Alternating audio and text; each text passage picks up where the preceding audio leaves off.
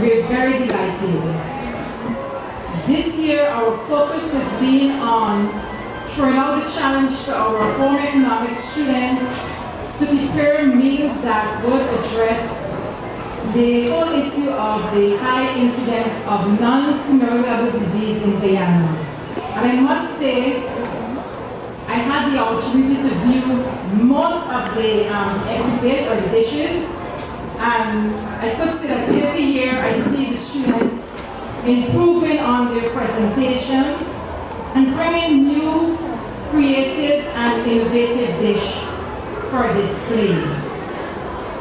I want to thank again the students for your support, for the enthusiasm that you brought to this competition today. And I must say that all schools are winning. At this time, I would like to ask the Senior Education Officer, Ms. Carol Ben, to provide some brief remarks on behalf of the Ministry of Education. Madam Chairperson. Before I begin my presentation, I would like to make an excuse for Mrs. Leslie Charles, Assistant Chief Education Officer. Leslie is sitting amongst us, however, she is not so well. She has a sore throat and is unable to stand to bring you greetings. FAO Representative Acting, Ms. Khadija Musa, Assistant Chief Education Officer Secondary, Ms. Leslie Charles, Permanent Secretary, Ministry of Agriculture, other officials of the Ministry of Education and representatives of FAO, head teachers, students, special invitees, Madam Chairperson, a pleasant good afternoon to all.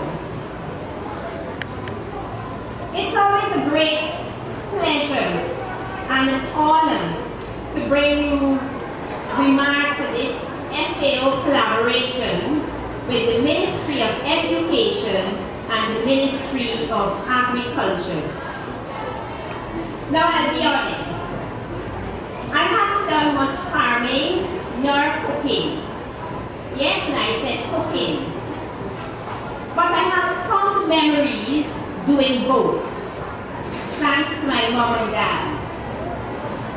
In our society today, while education is important, if you can cook well, or if you can farm in whichever farming field,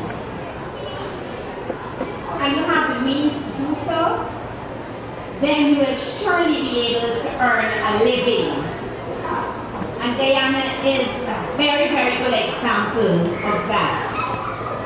On a more serious note, the Food and Agricultural Organization place great emphasis on food security. Today we will discover at this competition that food and nutrition can save a person from a lifetime of diabetes. Even as we participate or view the exhibits, the time is now for us to stop and take check of our health. Our nutrition, of course, complemented by lots of exercise, will do well for our bodies. So it is important to note that we have to start somewhere, and every start begins with a small step. Therefore, although food security is important, today we are emphasizing nutrition. Nutrition is very, very important. If our bodies are not properly nourished, we will not be healthy, and this can cause a multiplicity of problems, not only for ourselves, but for our families, our schools, workplaces, the communities, the entire country, and the world as a whole. Can you imagine a community of sick people? So our nutrition is very important. We have about 23 exhibits. That is, we have just about 23 schools participating in today's competition on the theme Family Farmers, Feeding the World, Caring for the Earth. Students are expected to prepare and showcase a locally produced and nutritious meal to reduce diet related to non-communicable diseases. We expect lots of extraordinary presentations, and I know you will tell me you have seen some of them. And we also expected a lot of surprises too. Last year, the New Amsterdam Secondary School won. They used cassava to produce a variety of dishes. It was a very, very keen competition. This year, we have more competition. Just a few minutes ago, all of the exhibits were judged. Not only have the judges viewed the exhibits, but all of us here present got a chance to view, and I'm very sure we have all been making pronouncements. And so when the judges will have given their decision, you'll say, I said that before. I know that. So we have competent judges, and we have to remember that the judge's decision is final. The Ministry of Education has always been very supportive of activities of this nature, and today I pledge on behalf of the Ministry of Education our continued support.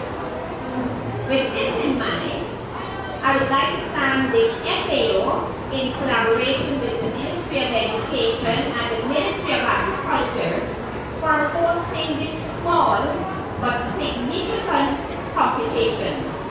Best of luck to the participants. I thank you. And this is our 4th year, and we're looking forward to many years of collaboration with the Ministry of Education as we continue to have our annual World Food Day Home Economics competition. At this time, I would like to call upon the acting FAO representative, Ms. Khadija Musa, to provide some brief remarks to you.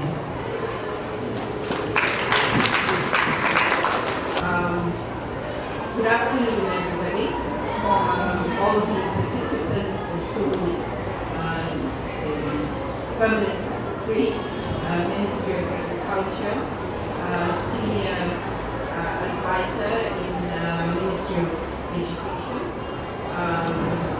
our assistant resident, our assistant FAO representative, the media, all of you students who participated in this competition, which is very important and very impressive. It is indeed a pleasure to be here today on behalf of the Food and Agriculture Organization of the United Nations to attend this prize-giving ceremony of the secondary schools World Food Day Home Economic Competition. This competition is one of several activities in which FAO has been involved in for World Food Day and for Agriculture Month this year. I would first like to thank the staff of the Ministry of Education and the Agriculture for assisting FAO to organize this competition. I also want to thank the teachers and the students who participated, and the parents of the students for your support to the children in preparing them for this competition. Over 40 schools were invited to participate in the competition from Region 1, 2, 3, 4, 6, and 9. The quality of the various dishes prepared was quite excellent, I would say, as you will hear when the Chief Judge presents her remark later on. We are indeed very pleased that so many students took an interest in this competition. It shows that young people are interested in food and nutrition. As you know, this year's competition focuses on the preparation of dishes that would contribute to the reduction of diet-related non-communicable diseases, in short known as NCDs. These dishes were prepared using local vegetables, fruits, and root plants. Over the past two or more decades, there has been a marked change in the food consumption pattern of the population in Guyana.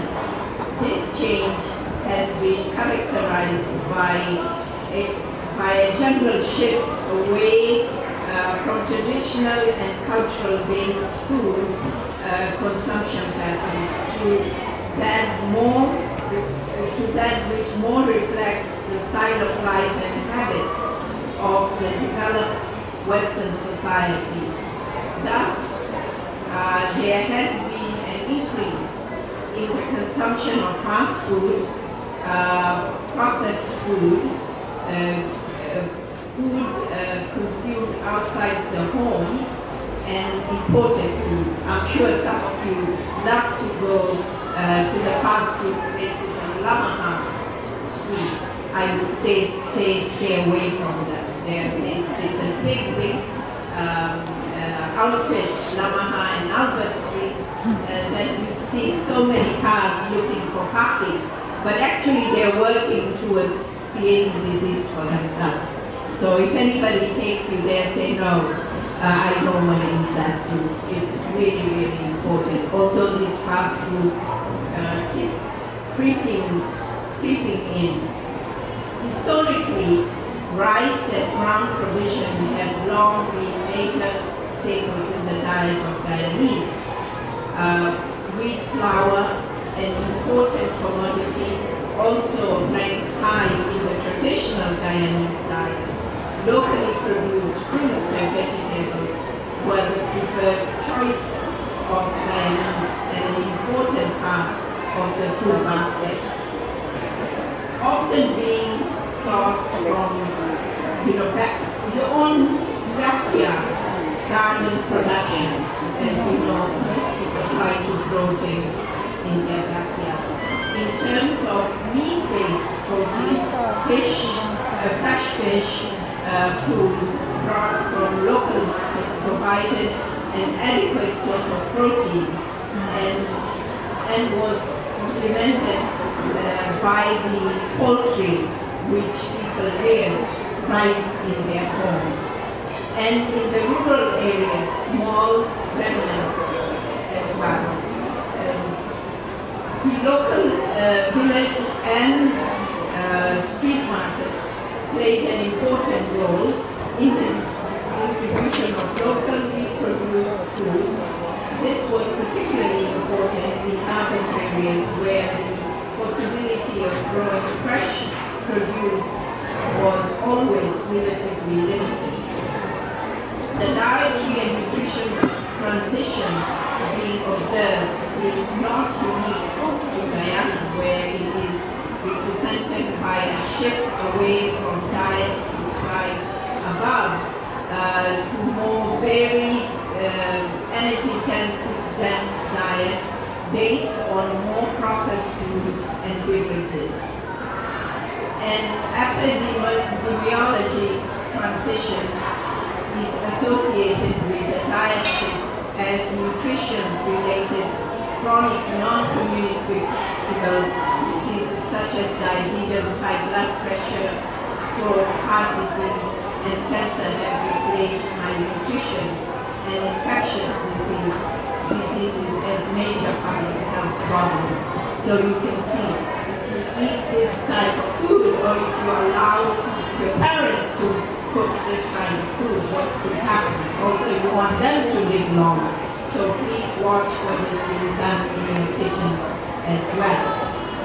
Guyana, like many countries in the Caribbean region, is witnessing an increasing prevalence of obesity, which is beginning to happen here too, although it's not as much as in the United States and some other countries.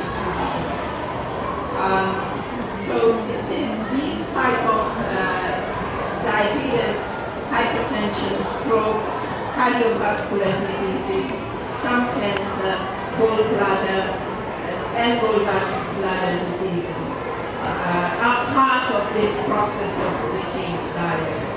Against this background, interventions are needed to sustain successes made in the past with respect to undernutrition and infectious diseases, and to address the rapidly increasing non-communicable diseases that are now a major public concern. FAO has been working globally, regionally, and nationally with its partners to reduce hunger, malnutrition, and NCDs. Although we have made significant strides, there is much work to be done. We stand committed to support the government to improve food and nutrition security in Guyana. We further recognize that we cannot do this work alone. We are therefore committed to continue collaborating with our development partners who are PAHO, UNICEF, UNDP, CARICOM, and civil society and private sector to support food and nutrition security in Guyana. In closing, we would like to thank the members of the Board of Directors of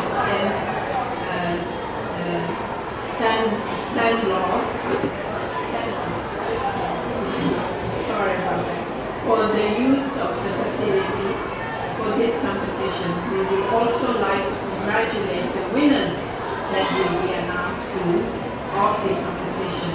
We know that a lot of hard work went into the preparation of the various dishes. All school students and teachers are winners because you have contributed to Guyana's national food and nutrition security.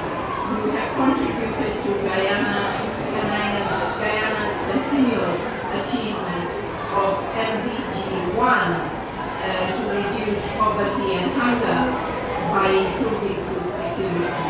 I would like to salute all of you who have worked so hard to make this possible. And I must say personally, I was really impressed with all the dishes and the creativity that went into it. I never really imagined that products could be used in so many different ways.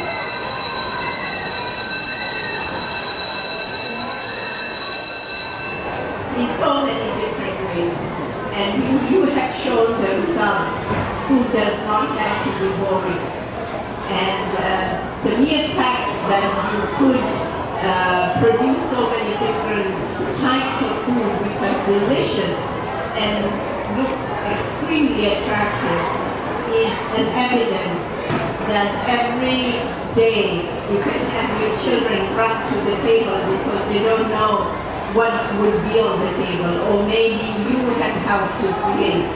But one way to change the direction of today, which is non-communicable diseases, is for you young people to take a lead and to ensure that your families do not consume this type of food, and you say no we will not eat this food. We will not expect each and every one of you, including myself, to play a role in this. And I would like to see how many of you will raise their hands to make sure that the kitchen at home or when you go out to restaurant, you don't eat those processed refined food. Who is going to commit? I am. Some are not. Or you like that hamburger joint, right? I can't believe many of you have not raised your hands. Yeah? You love those food, that food, eh? Not at all? Okay. Breadfruit, and I think with my exciting story, there's a band at the end of season of breadfruit.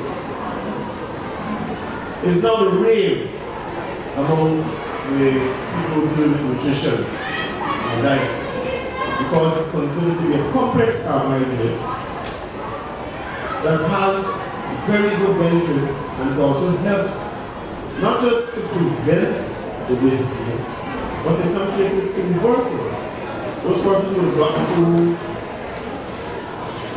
big in terms of size, breadfruit is one of those foods that you can eat more of because it doesn't make you bigger, in fact it helps in the reduction.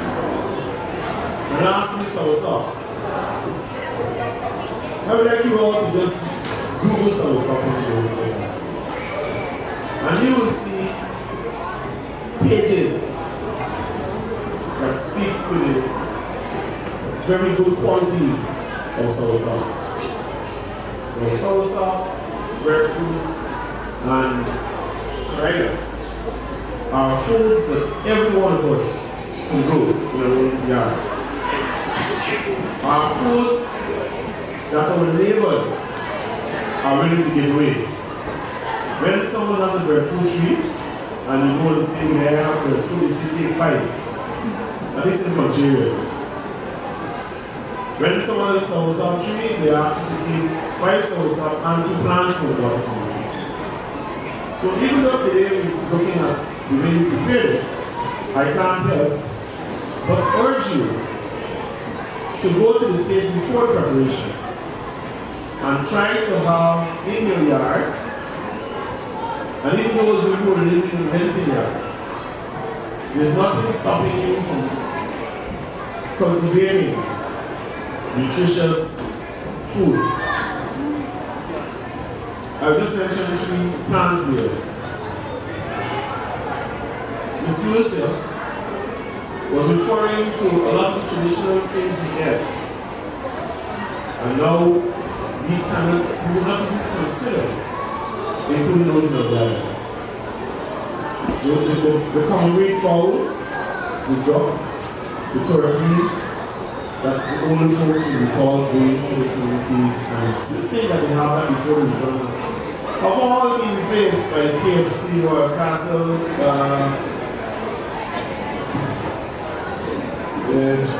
many names. But those foods that we ate in the past, that your parents would have eaten, have all proven to be more nutritious to us than the foods we have today. Examine the flesh of the yarkle and examine the flesh of the broiler. And look at which one has a larger percentage of fat. So you end up having to pull off all that fat and throw it in the butter. Some of us. Then there's one of our most famous Caribbean sons, Usain Bolt. How many persons know who Usain Bolt or heard of him? Show hands. Okay, well, he's not much, only the greatest athlete that has ever lived, and he currently holds 3 world records that he himself would have broken on several occasions. Not that much. However, how many of you know what food he says is the main contributor to his success? Show hands. I see 1 hand, I see 2 hands. I will tell you before so that you can move along. He said all of this ability is as a result of eating yams. He said he can run this fast because he eats yams, not Irish potato, not pizza, not fried chicken, not salted stuff. If you think I'm against fast food, I am. And even though I'm forced to buy it occasionally for my children, I always give them the lecture to keep going. It is not good for you, and you ought to eat healthy.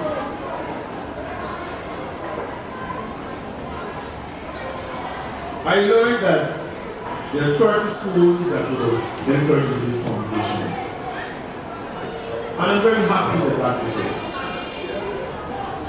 I'm happy because when I look at the changes that have happened in this country from the time I was sitting where you sit now to present,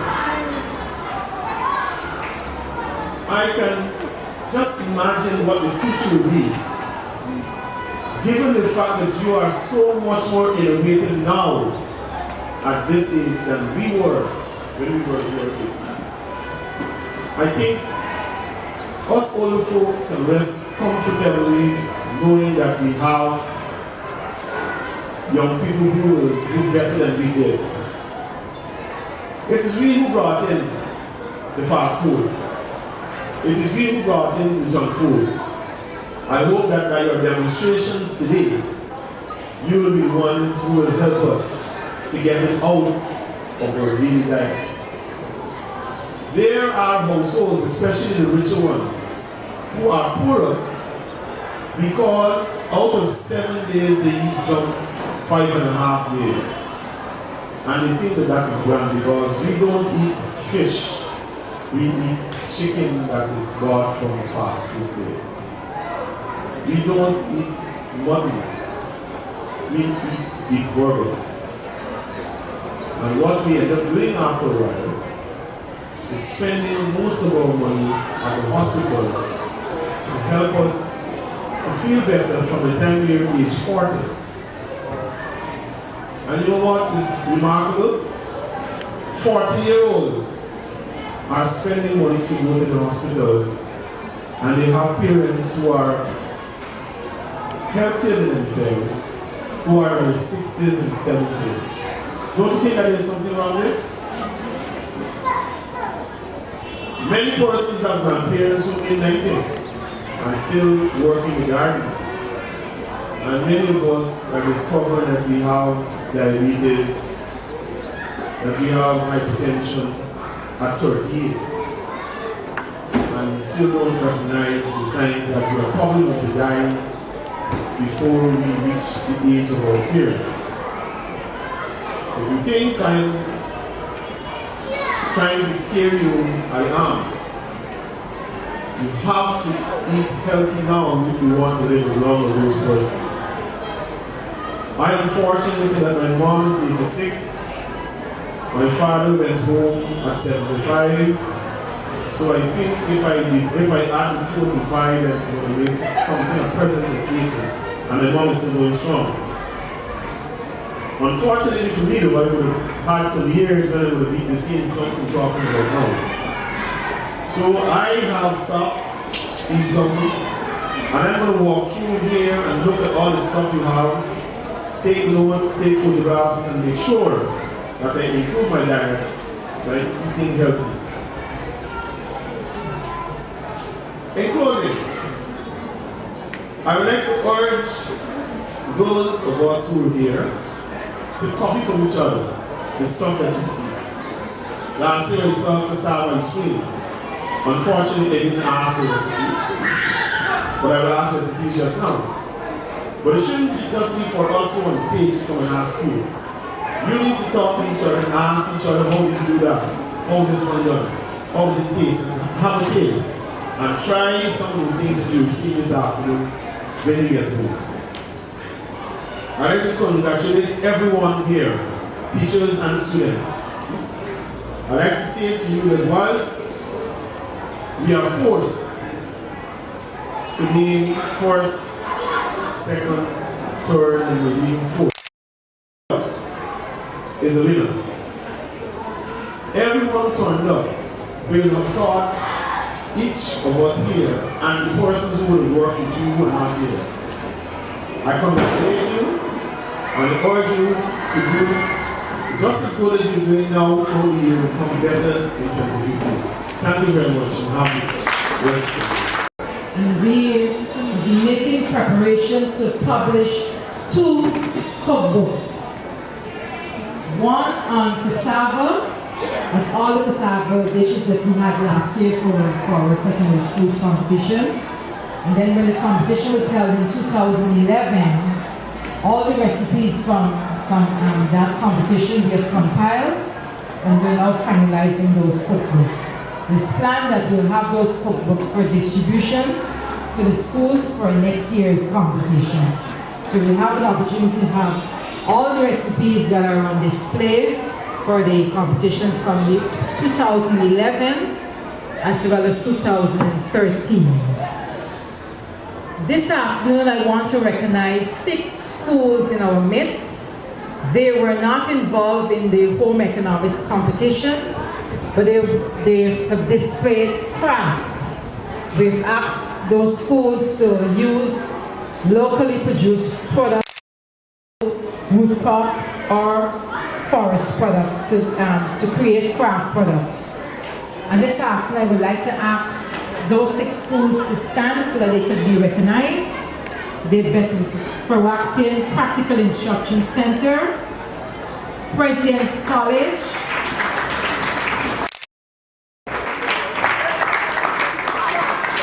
thank you very much.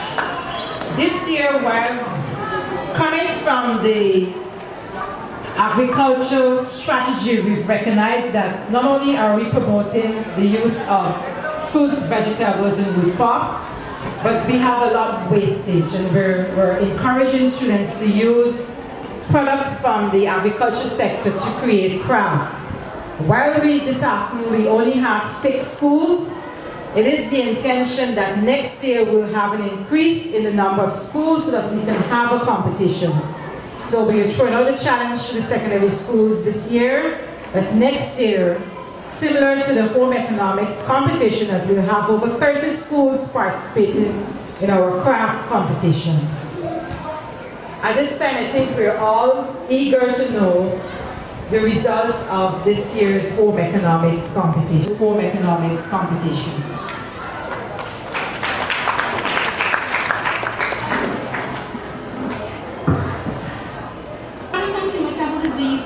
As we all know by now, are chronic diseases that are of long duration and generally slow progression, that are not passed on from one person to another. However, they account for more than 36 million deaths each year worldwide. Chronic communicable diseases are currently the leading cause of death in Guyana. Therefore, of particular interest that were identified by our CARICOM heads as major concern for our developing nations. Tobacco use, alcohol use, abuse, physical inactivity, and of course, unhealthy diets. When we speak about unhealthy diets, we're making reference to diets that are high in fat, salt, and sugars. The international organization ministries worldwide have been noticing a trend whereby more and more younger persons are being diagnosed with and are dying from chronic non-communicable diseases, which is why the Ministry of Education, Ministry of Health, of which I'm part, and the international organizations such as the Food and Agriculture Organization and the Pan American Health Organization healthy and nutritious meals to reduce diet-related chronic communicable diseases, to either prevent or to combat these illnesses. The judges, myself, Ms. Skinner, and Ms. Thomas had the difficult task of identifying the 4 secondary schools from regions 1, 2, 3, 4, 6, and 10. They were some very creative and required for the modifications. But generally, we found that a good effort was made by all the students and the teachers who participated. So while there can only be one quote-unquote best dish, on behalf of the judges, I wish to congratulate you all for joining hands with the Ministry of Health and with FAO in preventing and combating communicable diseases. Now for the results.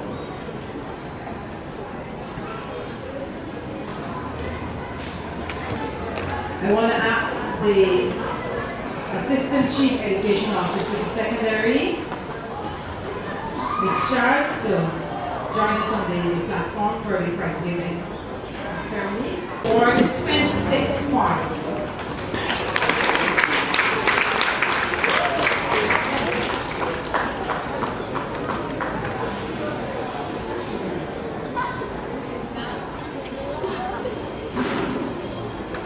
Kindly asking Mr. George Jarvis to hand over the second place prize at this time. Towards secondary, the representative of the school. Could we ask one of the students to come forward?